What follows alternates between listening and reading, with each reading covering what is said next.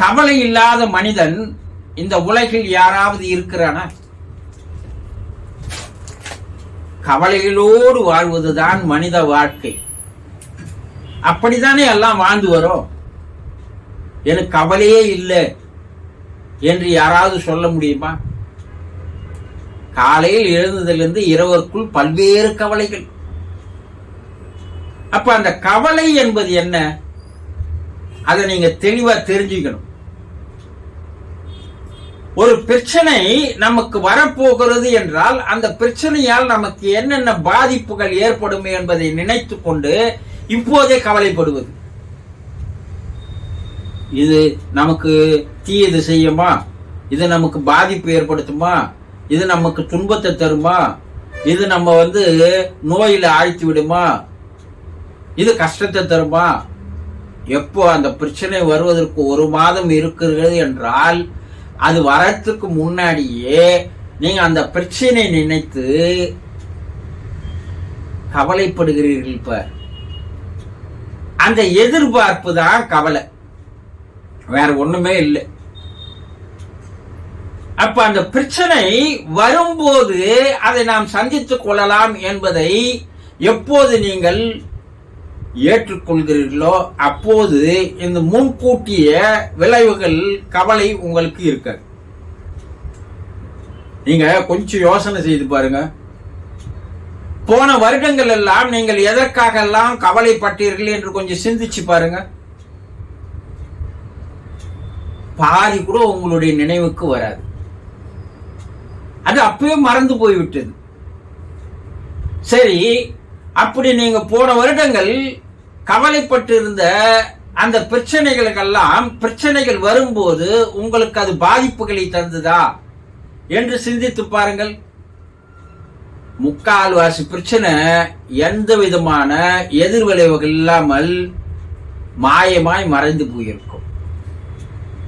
அப்ப நீங்களாதான் என்ன பண்றீங்கன்னா கற்பனை செய்து கொண்டு நீங்களே உங்களுக்கு துன்பத்தை, கஷ்டத்தை கவலைகளின் மூலமாக வர வைத்துக் கொள்கிறீர்கள் என்பது உங்களுக்கு புரிகிறது அல்லவா?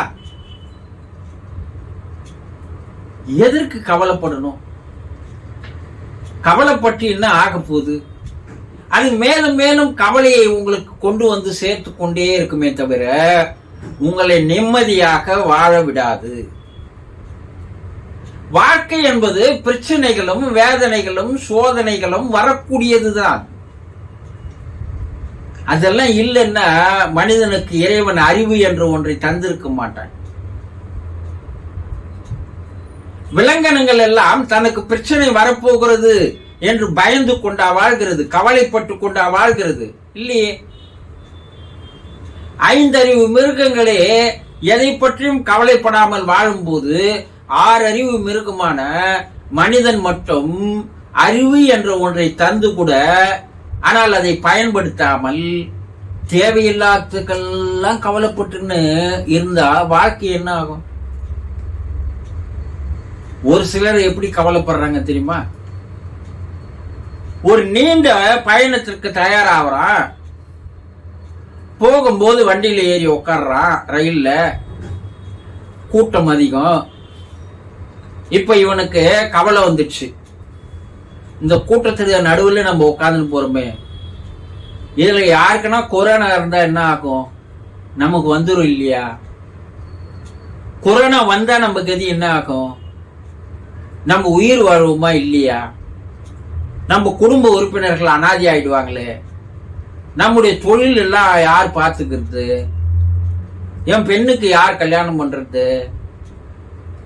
இப்படி தொடர்ச்சியாக அவனே கற்பனை செய்து கொண்டு கவலைகளை பெரிதாக்கி பெரிதாக்கி பெரிதாக்கி பெரிதாக்கி அந்த நீண்ட நெடு பயணத்தை அனுபவிக்காமல் சந்தோஷமாக ஆனந்தமாக இருக்காமல் அந்த பயணம் முடிவில் போய் இறங்கும் போது என்ன வாயிட்டுப்பான்? அவன் கவலைகளாலேயே பாதிக்கப்பட்டிருப்பான். இந்த கற்பனையில் வருகின்ற கவலைகள் அது போல இருக்கிறாங்க இல்லையா? ஒரு சிலர் வீட்டை விட்டு வெளியூர் செல்வதற்காக வந்திருப்பான். பஸ் நிலையத்தில் கூட நம்ம வீட்டை சரியா பூட்டோமா இல்லையா, கவலை. விளக்க அணைச்சுமா இல்லையா? கவலை. கேஸ் ஆஃப் பண்ணுமா இல்லையா? கவலை. குழாவை மூடிட்டு வந்துமா இல்லையா?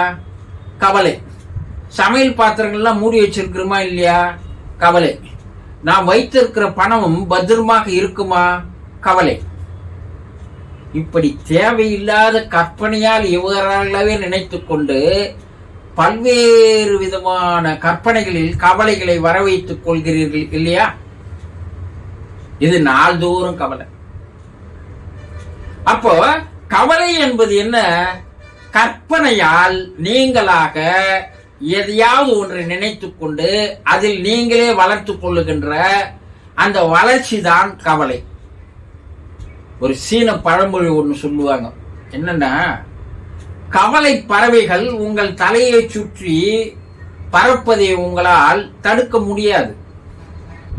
ஆனா உங்க தலையில் அது கூடு கட்டுவதற்கு தயாராவதற்கு முன் அதை நீங்கள் தடுத்து விடலாம் அல்லவா என்று ஒரு சீன பழமொழி இருக்கிறது. கவலை வருது, ஆனா அந்த கவலையால் நமக்கு எந்த பாதிப்பு வராமல் நம்மால் தடுத்துக் கொள்ள முடியும் அல்லவா? அதுதான் இந்த சீன பழமொழியோட விளக்கம். அப்போ கவலைக்கு என்னதான் தீர்வு? எப்போதாவது எதையாவது ஒன்று நினைத்து நினைத்து நினைத்து நினைத்து கவலைப்பட்டு கொண்டிருப்பதை உடனடியாக தூக்கி விசிறடிங்க. அது உங்களை மூடி மறைக்கும், வேறு எல்லோரிடமிருந்து உங்களை தனிமைப்படுத்திவிடும். அப்போ சின்ன சின்ன கவலைகள் வரும், பெரிய கவலைகளும் வரும். ஆனா எந்த பிரச்சனை வரப்போகிறது என்று கவலைப்படுகிறதா? அந்த பிரச்சனை வரட்டும், வருவதற்கு முன் நீங்களா ஏன் கவலைப்படுறீங்க? தேவையில்லாதெல்லாம் நினைச்சு நினைச்சு கவலைப்படுறது. முதலில் கவலையில் இருந்து உங்களை விடுவித்துக் கொள்ளுங்கள். வரும்போது வரட்டும், அதை நாம் நேரடியாக சந்தித்துக் கொள்ளலாம். அதை விட்டுவிட்டு நீங்கள் கவலைப்பட்டு கொண்டே இருந்தால் எப்படி? ஆக கவலையை கட்டுப்படுத்துவது எப்படி? இது தேவையில்லாத கவலை, இது நம்ம கவலைப்பட வேண்டிய அவசியம் இல்லை. அதனால இந்த கவலை நமக்கு எதுக்கு? நடப்பது நடக்கட்டும், அப்போ பார்த்துக்கலாம் என்று ஒரு முடிவை நீங்கள் தேடிக்கொள்ள வேண்டும். அப்பதான் அந்த கவலைகளிலிருந்து உங்களால் விடுபட முடியும். புரிந்து கொண்டீர்களா? சந்தோஷம்.